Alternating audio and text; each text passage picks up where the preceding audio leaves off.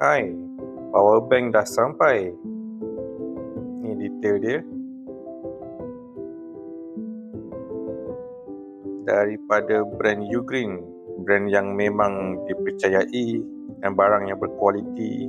Jom kita unboxing. So ni dalam dia. Tara! Huawei fast charging power bank 10,000.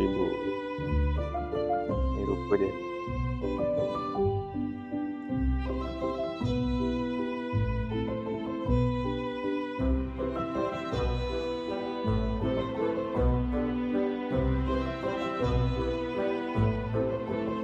Jadi, kalau korang minat, cepat dapatkan di beg kuning.